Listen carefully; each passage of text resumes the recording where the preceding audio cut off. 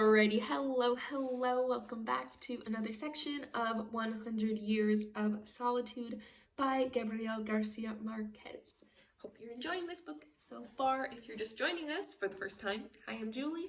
I read books over here, and if you want to join us for this book, you can go back a few sections and get caught up. We are going to start this section on page 245. We are getting through the back half of the book. And it is a really good example of some magical realism, which I just love. And yeah, let's get going. Page 245.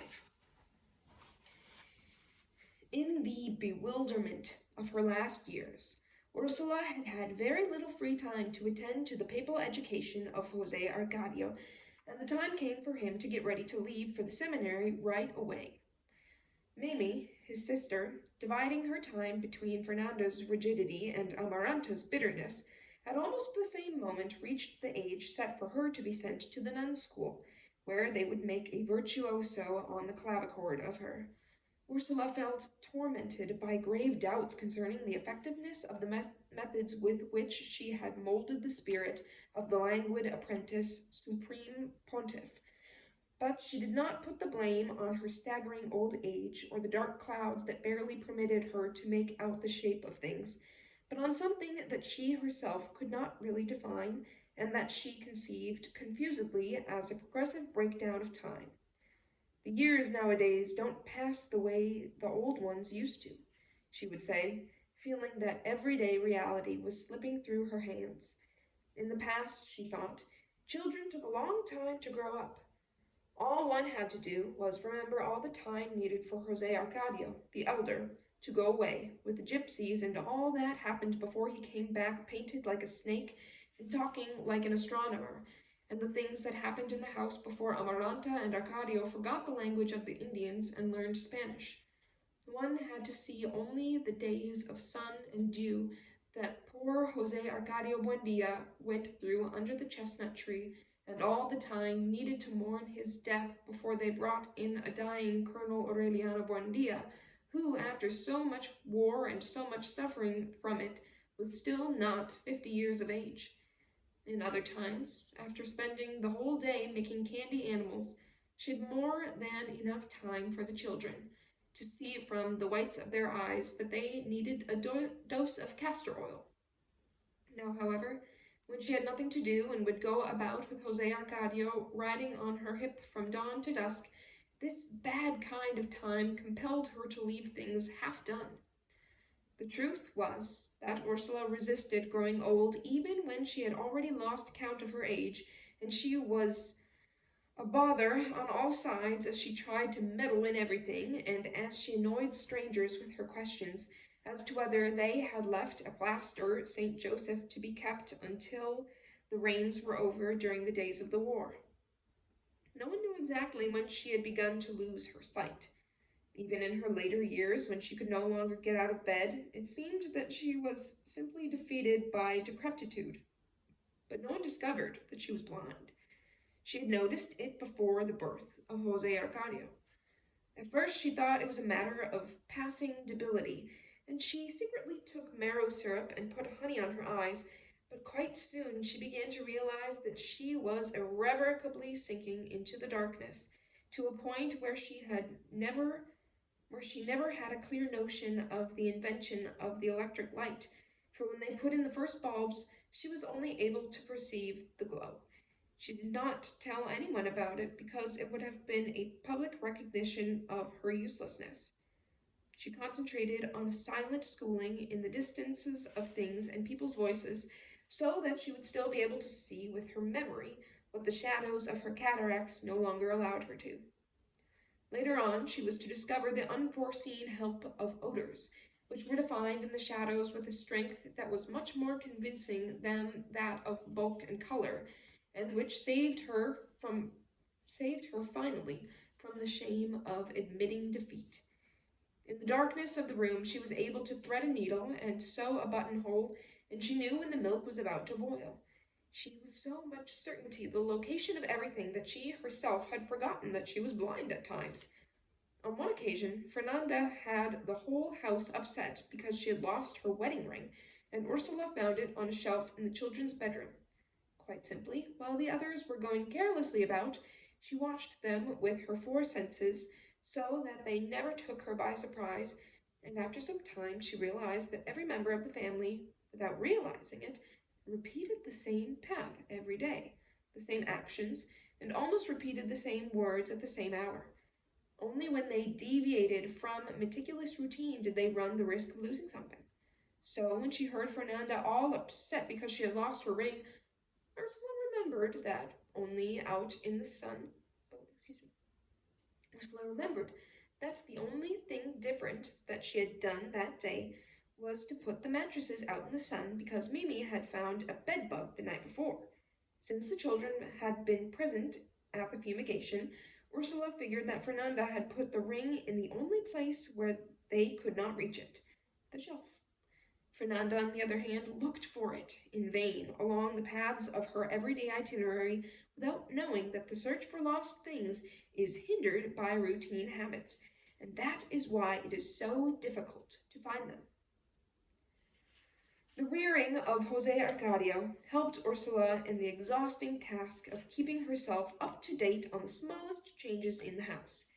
When she realized that Amaranta was dressing the saints in the bedroom, she pretended to show the boy the differences in colors. "Let's see," she would tell him. "Tell me what color the Archangel Raphael is wearing." In that way, the child gave her the information that was denied her by her eyes, and long before he went away to the seminary, Ursula could already distinguish the different colors of the saint's clothing by the texture. Sometimes unforeseen accidents would happen. One afternoon, when Amaranta was embroidering on the porch with the begonias, Ursula bumped into her. "For heaven's sake," Amaranta protested, "watch where you're going." "It's your fault," Ursula said. "You're not sitting where you're supposed to." She was sure of it. But that day she began to realize something that no one had noticed, and it was that with the passage of the year, the sun imperceptibly changed positions, and those who sat on the porch had to change their position little by little without being aware of it. From then on, Ursula had only to remember the date in order to know exactly where Amaranta was sitting. Even though the trembling of her hands was more and more noticeable, and the weight of her feet was too much for her, her small figure was never seen in so many places at the same time. She was almost as diligent as when she had the whole weight of the house on her shoulders. Nevertheless, in the impenetrable solitude of decrepitude, she had such clairvoyance that she had examined the most insignificant happenings in the family that for the first time she saw clearly the truths that her busy life in former times had prevented her from seeing. Around the time they were preparing Jose Arcadio for the seminary, she had already made a detailed recapitulation of life in the house since the founding of Macondo and had completely changed the opinion that she had always held of her descendants. She realized that Colonel Aureliano Buendia had not lost his love for the family because he had been hardened by the war, as she had thought before, but that he had never loved anyone, not even his wife, Remedios, or the countless one-night women who had passed through his life, and much less his sons.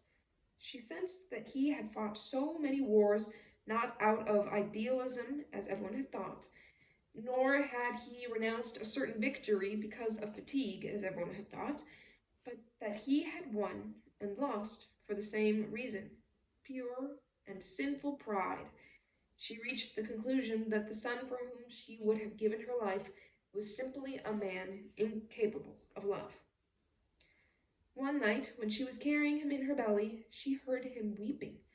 It was such a definite lament that Jose Arcadio Buendia woke up beside her and was happy with the idea that his son was going to be a ventriloquist. Other people predicted that he would be a prophet. She, on the other hand, shuddered from the certainty that the deep moan was a first indication of the fearful pigtail, and she begged God to let the child die in her womb. But the lucidity of her old age allowed her to see, and she said so many times, that the cries of children in their mothers' wombs are not announcements of ventriloquism or a faculty for prophecy, but an unmistakable sign of an incapacity for love. The lowering of the image of her son brought out in her all at once all of the compassion that she owed him. I just want to read that again. But the lucridity of her old age allowed her to see, and she said so many times, that the cries of children in their mothers' wombs are not announcements of ventriloquism or faculty for prophecy, but an unmistakable sign for an incapacity for love. The lowering of the image of her son brought out in her all at once all of the compassion that she owed him. Amaranta, however, whose hardness of heart frightened her, whose concentrated bitterness made her bitter, suddenly became clear to her in the final analysis as the most tender woman who had ever existed, and she understood with pitying clarity that the unjust tortures to which she had submitted Pietro Crespi had not been dictated by a desire for vengeance, as everyone had thought, nor had the slow martyrdom with which she had frustrated the life of Colonel Gerinaldo Marquez been determined by the gall of her bitterness, as everyone had thought, but that both actions had been a mortal struggle between a measureless love and an invincible cowardice, and that the irrational fear that Amaranta had always had of her own tormented heart had triumphed in the end.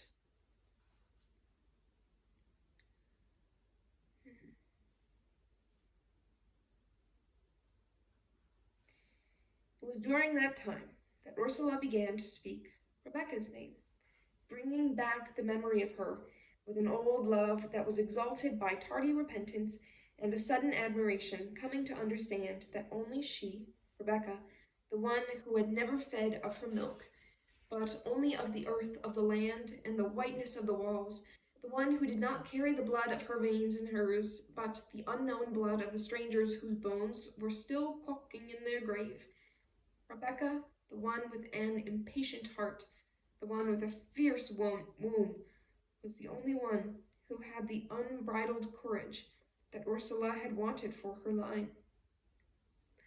Rebeca, she would say, feeling along the walls, how unfair we've been to you. In the house, they simply thought that her mind was wandering, especially since the time she had begun walking about with her right arm raised like the Archangel Gabriel. Fernanda, however, realized that there was a sun of clairvoyance in the shadows of that wandering, for Ursula could say without hesitation how much money had been spent in the house during the previous year.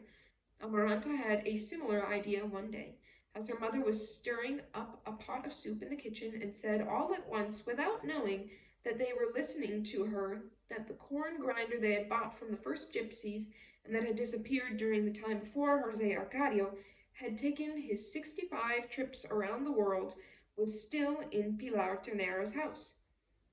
Also almost 100 years old, but fit and agile, in spite of her inconceivable fatness, which frightened children as her laughter had frightened the doves in other times, Pilar Ternera was not surprised that Ursula was correct, because her own experience was beginning to tell that an alert old age can be more keen than the cards.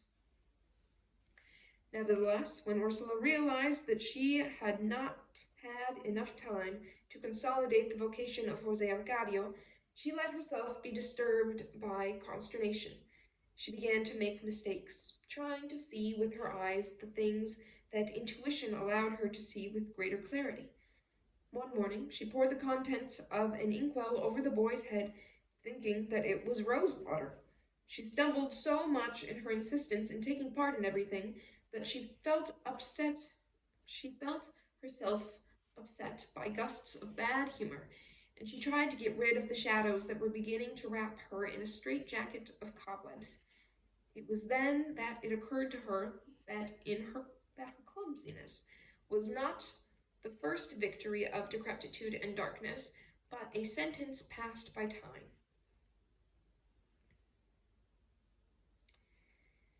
She thought that previously, when God did not make the same traps out of the months and years that the Turks used when they measured a yard of percale, things were different. Now children not only grew faster, but even feelings developed in a different way. No sooner had Remedios the Beauty ascended to heaven in body and soul than the inconsiderate Fernanda was going about mumbling to herself because her sheets had been carried off.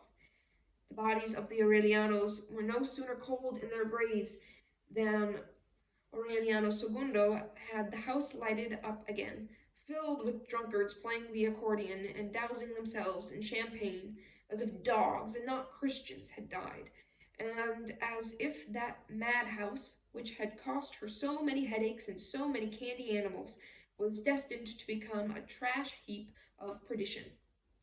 Remembering those things as she prepared Jose Arcadio's trunk, Ursula wondered if it was not preferable to lie down once and for all in her grave and let them throw the earth over her. And she asked God without fear if he really believed that people were made of iron in order to bear so many troubles and mortifications. And asking over and over, she was stirring up her own confusion, and she felt irrepressible desires to let herself go and scamper about like a foreigner and allow herself at last an instant of rebellion.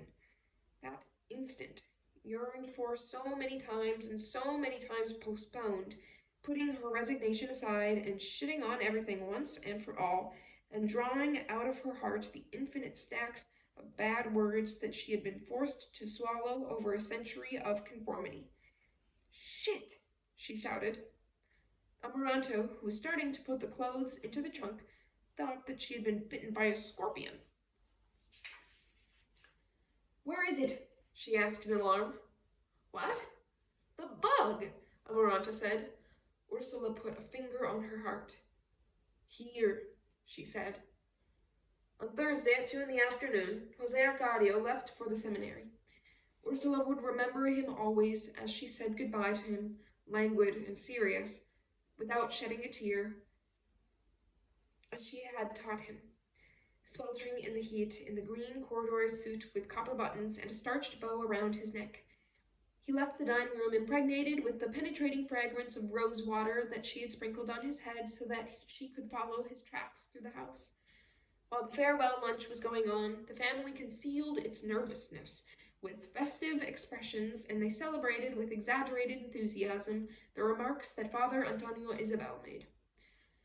But when they took out the trunk bound in velvet and with silver corners, it was as if they had taken a coffin out of the house. The only one who refused to take part in the farewell was Colonel Aureliano Buendia. "That's all we need," he muttered, "a pulp."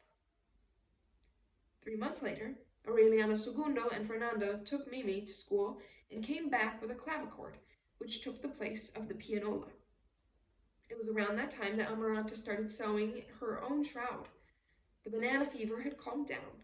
The old inhabitants of Macondo found themselves surrounded by newcomers and working hard to cling to their precarious resources of times gone by, but comforted in any case by the sense that they had survived a shipwreck. In the house, they still had guests for lunch, and the old routine was never really set up again until the banana company left years later. Nevertheless, there were radical changes in the traditional sense of hospitality, because, at that time, it was Fernanda who imposed her rules, with Ursula relegated to the shadows, and with Amaranta absorbed in the work of her winding cloth. The former apprentice queen had the freedom to choose the guests and impose on them the rigid norms that her parents had taught her. Her severity made the house a redoubt of old customs in a town convulsed by the vulgarity with which the outsiders squandered their easy fortunes. For her, with no further questions asked, proper people were those who had nothing to do with the banana company. Even Jose Arcadio Segundo, her brother-in-law, was the victim of her discretionary jealousy, because during the excitement of the first days, he gave up his stupendous fighting cocks again and took a job as foreman with the banana company. "He won't ever come into this house again," Fernanda said, as long as he carries the rash of the foreigners. Such was the narrowness imposed in the house that Aureliano Segundo felt more comfortable at Petrocotes's. First, with the pretext of taking the burden off his wife, he transferred his parties.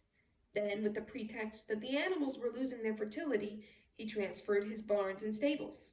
Finally, with the pretext that it was cooler in his concubine's house, he transferred the small office in which he handled his business.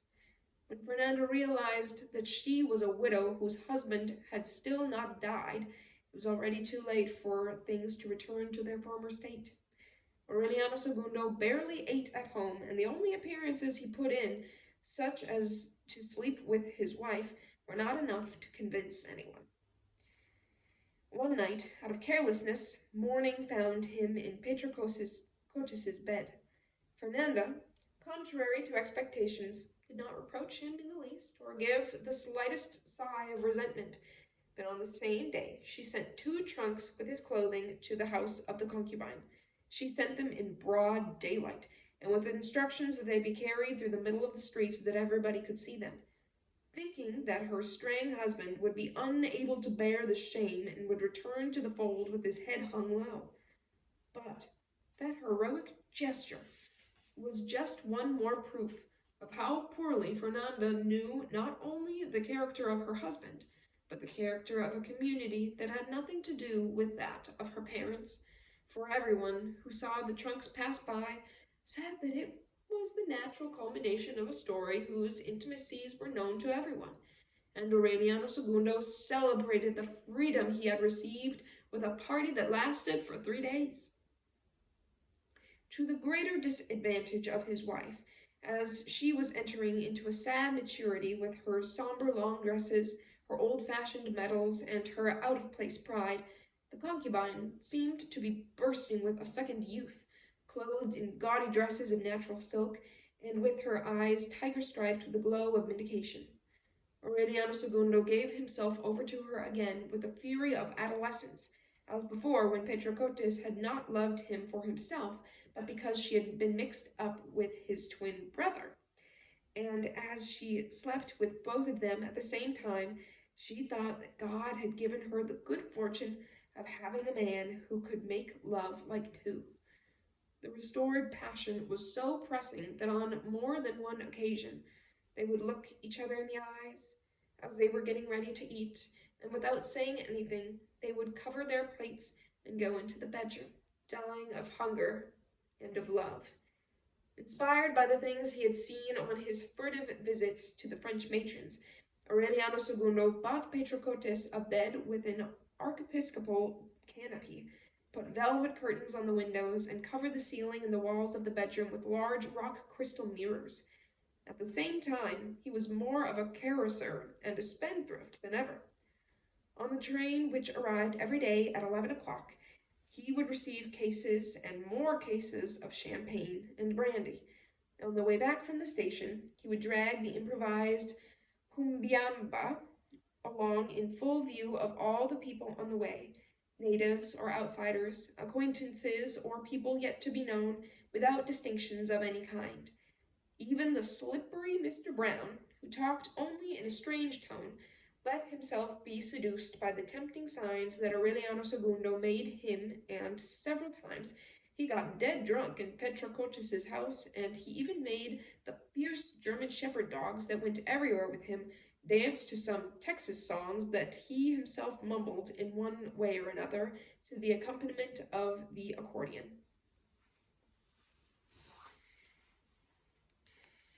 "Cease, cows!" Aureliano Segundo shouted at the height of the party. "Cease, because life is short." He never looked better, nor had he been loved more, nor had the breeding of his animals been wilder. There was a slaughtering of so many cows, pigs, and chickens for the endless parties that the ground in the courtyard turned black and muddy with so much blood. It was an eternal execution of ground of bones and innards, a mud pit of leftovers, and they had to keep exploding dynamite bombs all the time so that the buzzards would not pluck out the guests' eyes. Aureliano Segundo grew fat, purple-colored, turtle-shaped, because of an appetite comparable only to that of Jose Arcadio when he came back from traveling around the world. The prestige of his outlandish veracity, of his immense capacity as a spendthrift, of his unprecedented hospitality went beyond the borders of the swamp and attracted the best qualified gluttons from all along the coast. Fabulous eaters arrived from everywhere to take part in the irrational tourneys of capacity and resistance that were organized in the house of Petrocotis. Aureliano Segundo was the unconquered eater until the luckless Saturday when Camilla Sagastume appeared, a totemic female known all through the land by the good name of the Elephant. The duel lasted until dawn on Tuesday. During the first 24 hours, having dispatched a dinner of veal with cassava, yams, and fried bananas, and a case and a half of champagne in addition, Aureliano Segundo was sure of victory. He seemed more enthusiastic, more vital than his imperturbable adversary, who possessed a style that was obviously more professional, but at the same time less emotional for the large crowd that filled the house.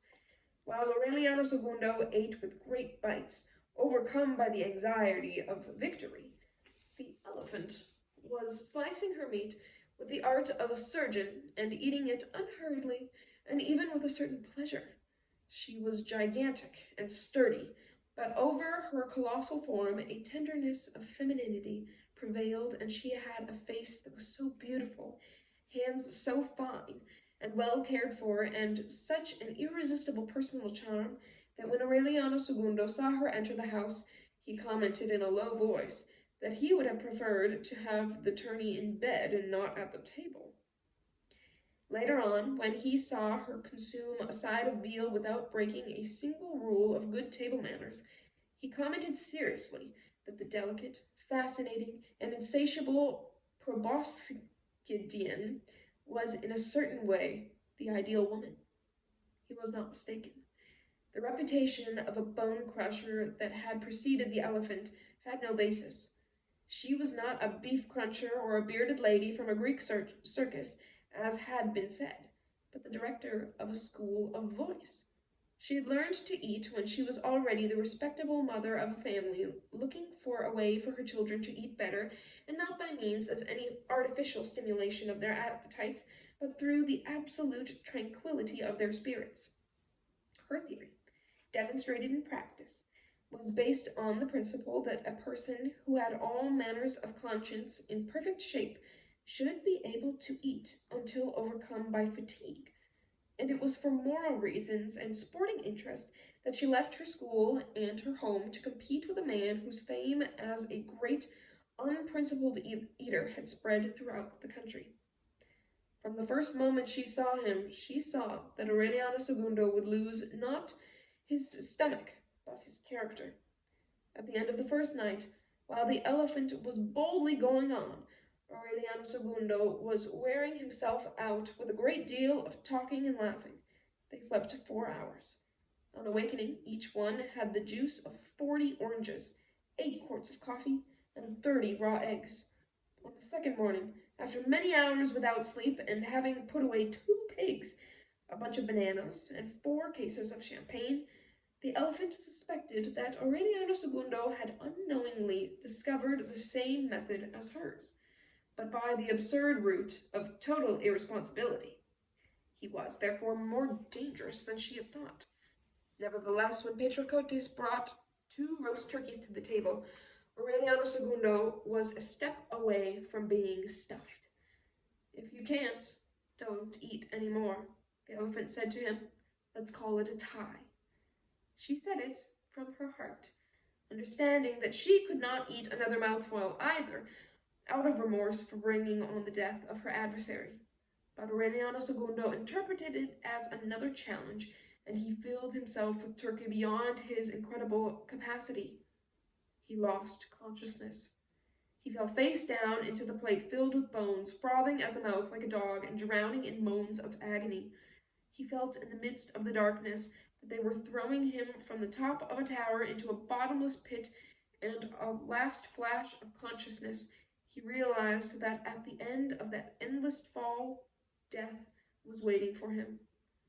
"Take me to Fernanda," he managed to say. His friends left him at the house, thinking that they had helped him fulfill his promise to his wife not to die in his concubine's bed. Patroclus had shined his patent leather boots that he wanted to wear in his coffin, and she was already looking for someone to take them when she came to tell her that Aureliano Segundo was out of danger. He did recover, indeed, in less than a week, and 2 weeks later he was celebrating the fact of his survival with unprecedented festivities. He continued living at Patroclus', but he would visit Fernanda every day, and sometimes he would stay to eat with the family, as if fate had reversed the situation and had made him the husband of his concubine and the lover of his wife.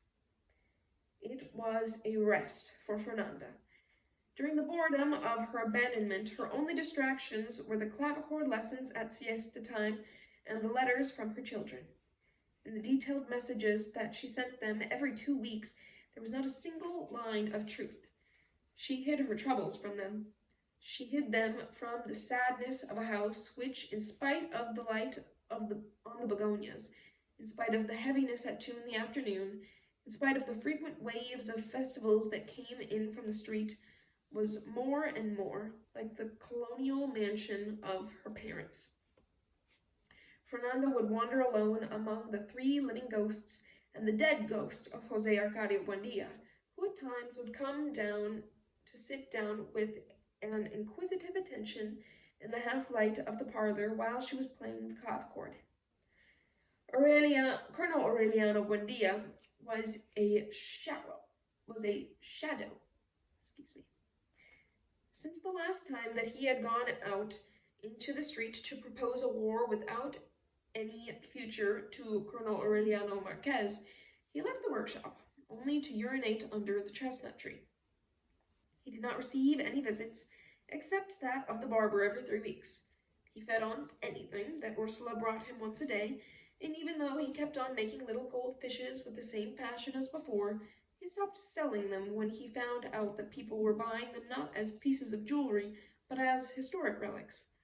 He made a bonfire in the courtyard of the dolls of Remedios, which had decorated their bedroom since their wedding.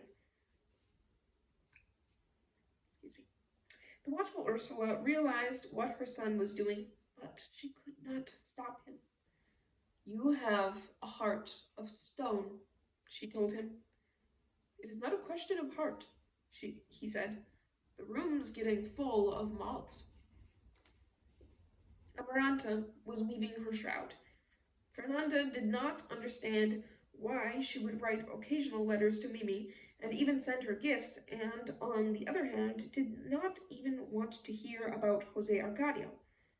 "They'll die without knowing why," Amaranta answered when she was asked through Ursula, and that answer planted an enigma in Fernanda's heart that she was never able to clarify. Tall, broad-shouldered, proud, always dressed in abundant petticoats with lace and an air of distinction that resisted the years and bad memories, Amaranta seemed to carry the cross of ashes of virginity on her forehead. In reality, she carried it on her hand in the black bandage, which she did not take off even to sleep, and which she washed and ironed herself. Her life was spent in weaving her shroud. It might have been said that she wove during the day and unwove during the night, and not with any hope of defeating solitude in that way, but quite the contrary, in order to nurture it. The greatest worry that Fernanda had during her years of abandonment was that Mimi would come to spend her first vacation and not find Aureliano Segundo home. His congestion had put an end to that fear. When Mimi returned, her parents had made an agreement that not only would the girl think that Aureliano Segundo was still a domesticated husband, but also that she would not notice the sadness of the house. Every year for 2 months, Aureliano Segundo played his role of an exemplary husband, and he organized parties with ice cream and cookies, which the gay and lively schoolgirl enhanced with the clavichord. It was obvious from then on that she had inherited very little of her mother's character.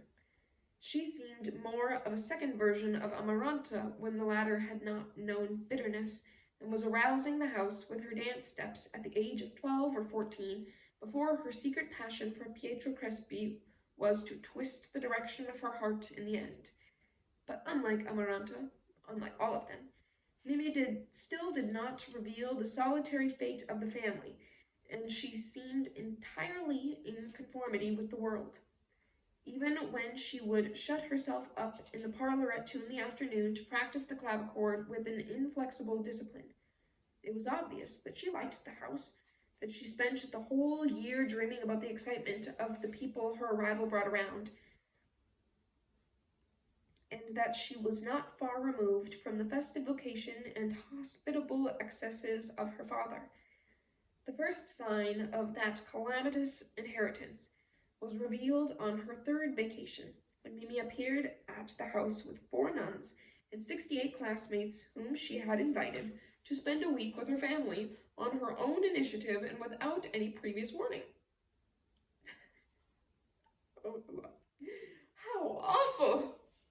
Fernanda lamented. This child is as much of a barbarian as her father. It was necessary to borrow beds and hammocks from the neighbors, to set up 9 shifts at the table, to fix hours for bathing, and to borrow 40 stools so that the girls in blue uniforms with masculine buttons would not spend the whole day running from one place to another. The visit was a failure, because the noisy schoolgirls would scarcely finish breakfast before they had to start taking turns for lunch and then for dinner, and for the whole week they were able to take only 1 walk through the plantations.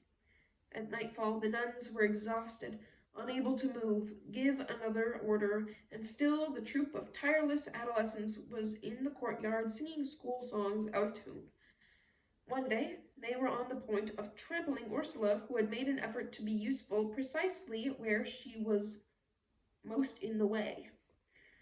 On another day the nuns got all excited because Colonel Aureliano had urinated under the chestnut tree without being concerned that the schoolgirls were in the courtyard. Amaranta was on the point of causing panic because one of the nuns went into the kitchen as she was salting the soup, and the only thing that occurred to her to say was to ask what those handfuls of white powder were.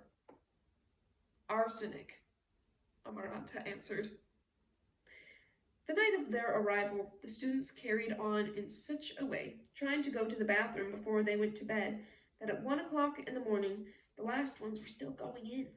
Fernanda then brought 72 chamber pots, but she only managed to change the nocturnal problem into a morning one, because from dawn on there was a long line of girls, each with a pot in her hand, waiting for her turn to wash it. Although some of them suffered fevers and several of them were infected by mosquito bites, most of them showed an unbreakable resistance as they faced the most troublesome difficulties, and even at the time of the greatest heat, they would scamper through the garden. When they finally left, the flowers were destroyed, the furniture broken, and the walls covered with drawings and writing. But Fernanda pardoned them all for all the damage because of her relief at their leaving. She returned the borrowed beds and stools and kept the 72 chamber pots in Melchiades's room, the locked room, about which the spiritual life of the house revolved in former times, was known from that time on, as the chamber pot room. For Colonel Aureliano Buendia, it was the most appropriate name, because while the rest of the family was still amazed by the fact that Melchiades's room was immune to dust and destruction, he saw it turned into a dunghill.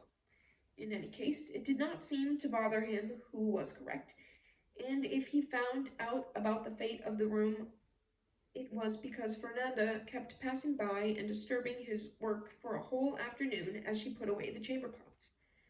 During those days, Jose Arcadio Segundo reappeared in the house. He went along the porch without greeting anyone, and he shut himself up in the workshop to talk about the colonel. In spite of the fact that she could not see him, Ursula analyzed the clicking of his foreman's boots and was surprised at the unabridgeable distance that separated him from the family, even from the twin brother with whom he had played ingenious games of confusion in childhood, and with whom he no longer had any traits in common. He was linear, solemn, and had a pensive air and the sadness of a Saracen, and a mournful glow on his face that was the color of autumn.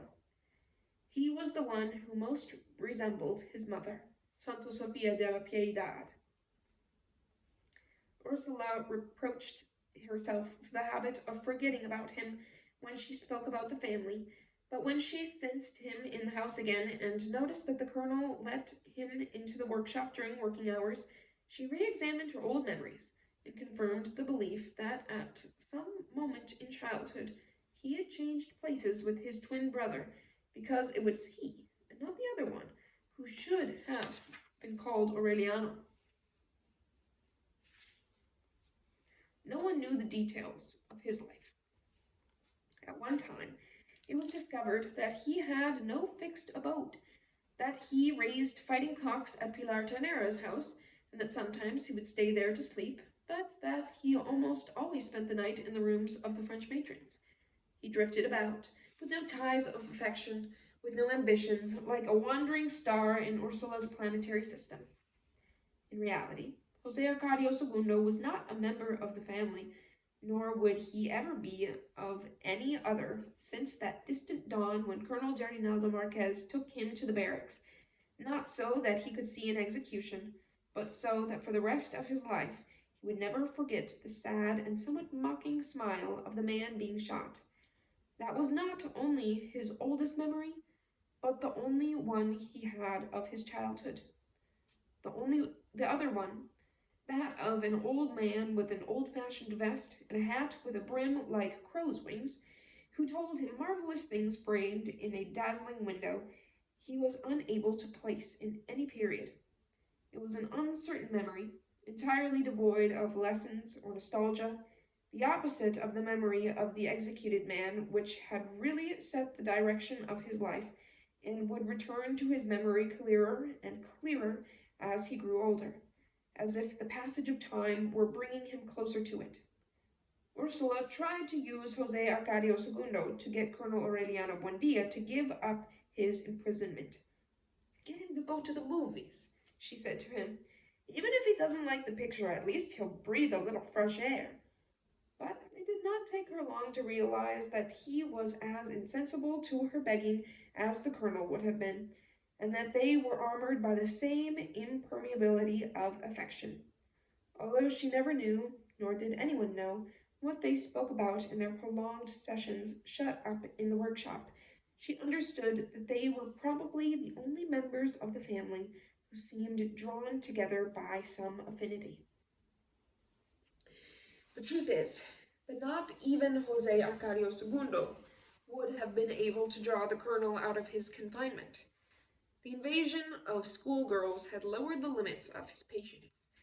With the pretext that his wedding bedroom was at the mercy of the moths in spite of the destruction of Remedios's appetizing dolls, he hung a hammock in the workshop, and then he would leave it only to go into the courtyard to take care of his necessities. Ursula was unable to string together even a trivial conversation with him. She knew that he did not look at the dishes of food, but would put them at one end of his workbench while he finished a little fish, and it did not matter to him if the soup curdled or if the meat got cold. He grew harder and harder ever since Colonel Gerinaldo Marquez refused to back him up in a senile war. He locked himself up inside himself, and the family finally thought of him as if he were dead. No other human reaction was seen in him until one October 11th, when he went to the street door to watch a circus parade. For Colonel Aureliano Buendia, it had been a day just like all of those of his last years.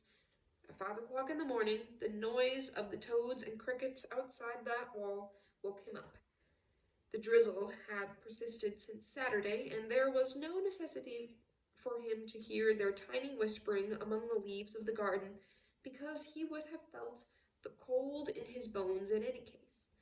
He was, as always, wrapped in his woolen blanket and wearing his crude cotton long drawers, which he still wore for comfort, even though, because of their musty old-fashioned style, he called them his goth drawers. He put on his tight pants, but did not button them up, nor did he put the gold button into his shirt collar as he always did, because he planned to take a bath. Then he put the blanket over his head like a cowl, brushed his dripping mustache with his fingers, and went to urinate in the courtyard. There was still so much time left for the sun to come out that José Arcadio Buendia was still dozing under the shelter of palm fronds that had been rotted by the rain.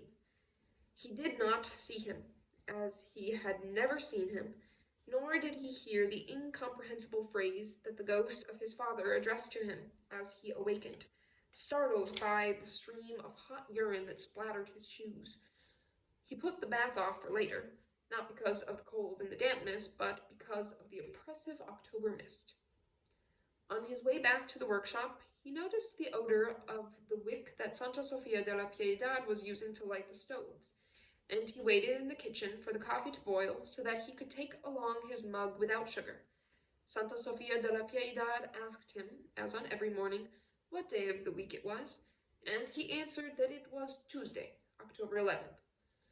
Watching the glow of the fire as it gilded the persistent woman, who neither then nor in any instant of her life seemed to exist completely, he suddenly remembered that on one October 11th, in the middle of the war, he had awakened with the brutal certainty that the woman with whom he had slept was dead. She really was, and he could not forget the date because she had asked him an hour before what day it was. In spite of that memory, he did not have an awareness this time either of to what degree his omens had abandoned him, and while the coffee was boiling, he kept on thinking out of pure curiosity, but without the slightest risk of nostalgia, about the woman whose name he had never known and whose face he had never seen because she had stumbled into his hammock in the dark. Nevertheless, in the emptiness of so many women who came into his life in the same way, he did not remember that she was the one who, in the delirium of that first meeting, was on the point of foundering in her own tears, and scarcely an hour before her death had sworn to love him until she died. He did not think about her again, or about any of the others after he went into the workshop with the steaming cup, and he lighted the lamp in order to count the little gold fishes which he kept in a tin pail. There were 17 of them. Since he had decided not to sell any, he kept on making 2 fishes a day, and when he finished 25, he would melt them down and start all over again. He worked all morning, absorbed without thinking about anything, without realizing that at 10 o'clock the rain had grown stronger, and someone ran past the workshop shouting to close the doors before the house was flooded, and without thinking even about himself, until Ursula came in with his lunch and turned out the light. "What a rain!" Ursula said. "October," he said. When he said it, he did not raise his eyes from the first little fish of the day, because he was putting in the rubies for the eyes. Only when he finished it, and put it with the others in the pail, did he begin to drink the soup. Then, very slowly, he ate the piece of meat roasted with onions, the white rice, and the slices of fried bananas all on the same plate together. His appetite did not change under either the best or the harshest of circumstances. After lunch, he felt the drowsiness of inactivity. Because of a kind of scientific superstition, he never worked or read or bathed or made love until 2 hours of digestion had gone by, and it was such a deep-rooted belief that several times he held up military operations so as not to submit the troops to the risks of indigestion. So he lay down in the hammock, removing the wax from his ears with a penknife, and in a few minutes he was asleep. He dreamed that he was going into an empty house with white walls, and that he was upset by the burden of being the first human being to enter it. In the dream, he remembered that he had dreamed the same thing the night before, and on many nights over the past years, and he knew that the image would be erased from his memory when he awakened, because that recurrent dream had the quality of not being remembered except within the dream itself. A moment later, indeed, when the barber knocked at the workshop door, Colonel Aureliano Buendia awoke with the impression that he had fallen asleep involuntarily for a few seconds, and that he had not had time to dream anything. "Not today," he told the barber. "We'll make it on Friday." He had a 3-day beard speckled with white hairs, but he did not think it necessary to shave because on Friday he was going to have his hair cut, and it could all be done at the same time. The sticky sweat of the unwanted siesta aroused the scars of the sores in his armpits. The sky had cleared, but the sun had not come out. Colonel Aureliano Buendia released a sonorous belch, which brought back the acidity of the soup to his palate, and which was like a command from his organism to throw his blanket over his shoulders and go to the toilet. He stayed there longer than was necessary, crouched over the dense fermentation that was coming out of the wooden box, until habit told him that it was time to start work again. During the time he lingered, he remembered again that it was Tuesday, and that Jose Arcadio Segundo had not come to the workshop because it was payday on the Banana Company farms. That recollection, as all of those of the past few years, led him to think about the war without his realizing it.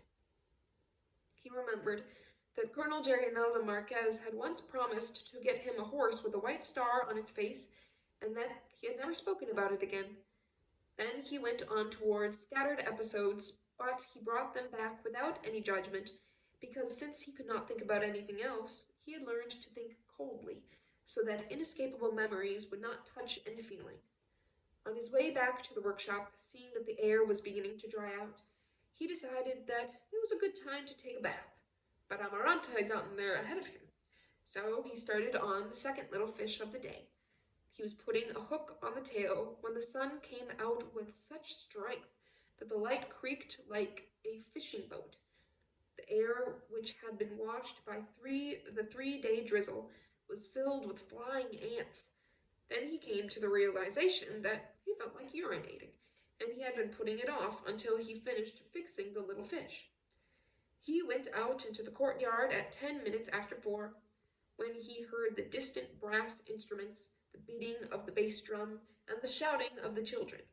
And for the first time since his youth, he knowingly fell into a trap of nostalgia and relived that prodigious afternoon of the gypsies when his father took him to see ice.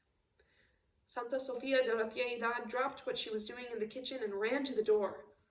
"It's the circus!" she shouted. Instead of going to the chestnut tree, Colonel Aureliano Buendia also went to the street door and mingled with the bystanders who were watching the parade. He saw a woman dressed in gold sitting on the head of an elephant. He saw a sad dromedary.